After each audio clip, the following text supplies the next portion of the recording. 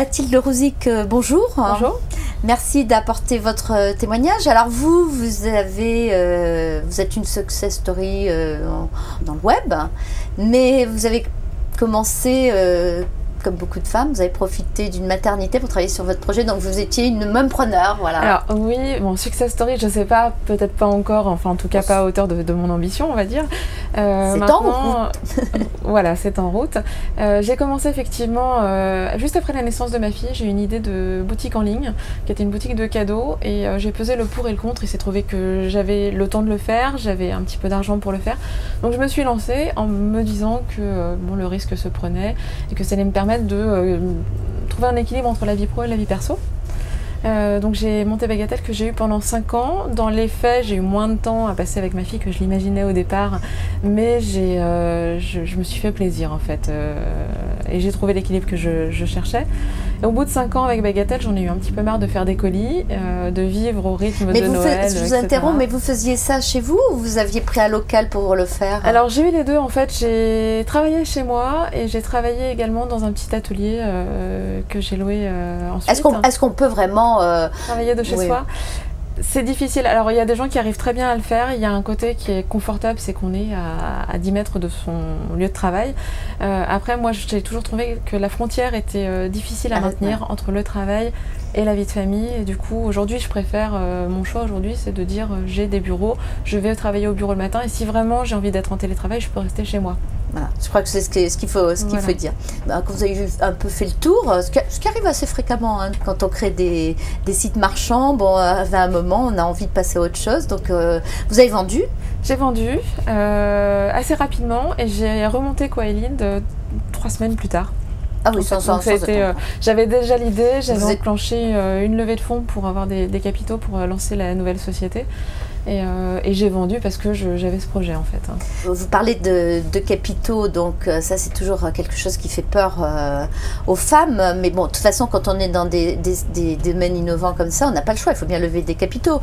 Comment vous vous êtes préparé à ça et comment vous avez cassé un petit peu cette crainte qu'on a? Alors comment vous vous êtes préparé, comment vous avez fait? En fait, moi c'est mon expérience d'entrepreneur qui a fait que je me suis aperçue qu'en montant une première société, je l'ai fait toute seule, avec un petit peu de love money, et je me suis aperçue que l'argent c'était quand même un accélérateur formidable, et du coup on apprend de ses erreurs, et même si c'était bien de commencer petit la première fois, pour la seconde fois j'avais envie d'aller plus vite, et du coup je me suis motivée pour aller chercher des fonds. C'est aussi un challenge et c'est un exercice intellectuel qui est intéressant. Comme beaucoup de femmes, vous êtes partie avec un petit projet, hein, comme on le fait souvent, mais par contre la deuxième fois là vous vous êtes dit non mais je vaux plus, là je peux faire beaucoup mieux. Je peux faire mieux, je voulais pas redémarrer toute seule, je voulais vraiment monter une équipe, et j'avais une vision qui était à court terme, et je sais très bien que dans le web il faut aller très vite. Que j'aime quand on me dit des choses comme ça, parce que ça prouve que effectivement, donc une fois qu'on a un peu cassé le moule, je dirais on sait ce qu'on veut faire et on se donne les moyens de le faire, et ça passe très vite par des recherches de financement, mais aussi de créer de l'emploi, de s'entourer d'une équipe, de compétences, parce que vous avez des compétences en interne, vous en avez d'autres que vous externalisez. Oui. Donc voilà, vous vous êtes donné les moyens.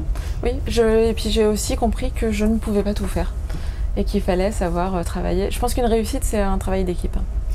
Qu'est-ce qui est aujourd'hui le plus dur pour vous comme chef d'entreprise, en tant que chef d'entreprise, dans votre vie d'entrepreneur au quotidien?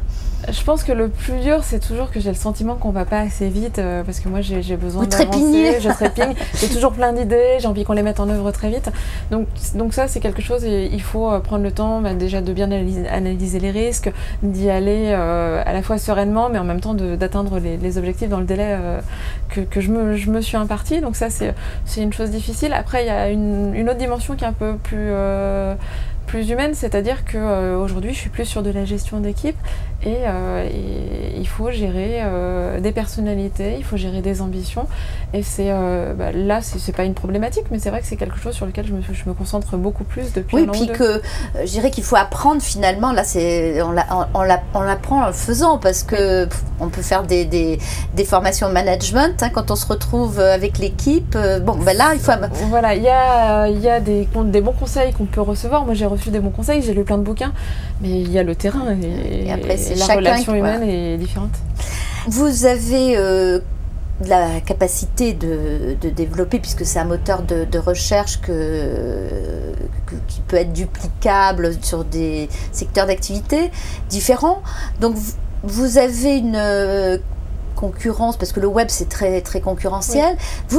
Vous avez fait le choix de vous mettre sur de spécialiser. Alors oui, je suis allée sur... en fait, on est sur la recherche de produits, sur les guides shopping, sur les guides généralistes. Il y a des gros acteurs, il y a leguide.com, il y a quelques coups, c'était un petit peu imprenable et pas forcément intéressant. Moi, j'ai choisi de faire en sorte qu'on se spécialise, parce que ce qui m'intéresse, je suis acheteuse en ligne, mais je suis aussi ancienne e-commerçante. Je savais que le besoin de l'internaute, c'est de trouver le bon conseil, le bon produit très vite, et je savais aussi que le marchand, ce qu'il veut, c'est un internaute intéressé par son produit, donc qui va aller facilement vers l'acte d'achat. Donc on a choisi de se sectoriser, et c'est un pari qui est gagnant, puisque on a une architecture technique unique qu'ensuite on habille avec des contenus qui sont spécifiques à chaque univers shopping. Vous avez d'autres centres d'intérêt. Comment vous vous ressourcez? Alors moi j'ai deux choses. D'une part, j'ai la famille. La présence de mon entourage est très importante, et notamment la présence de ma fille. Et c'est quelque chose, j'ai un petit peu adapté mes horaires autour d'elle d'une certaine manière. Je travaille beaucoup, je travaille aussi beaucoup le soir de chez moi, et sinon je fais du sport, et ça c'est quelque chose, je pratique des sports qui vont me permettre de me vider la tête. J'aime bien les activités qui sont un peu génératrices d'adrénaline, donc quand j'en ai besoin, je me vide la tête comme ça. Alors vous m'avez fait rire tout à l'heure en me disant que vous étiez une mamie web, non, comme on m'avait dit? Une mamie du web. Une mamie du web. Parce que ça fait longtemps que je suis présente sur le secteur. En fait, mon tout premier site avec des amis, c'était en 99. Donc on avait monté ça, on était post-ado quasiment, on rentrait à peine dans la vie active. Donc ça fait maintenant près de 14 ans que je suis active dans le secteur.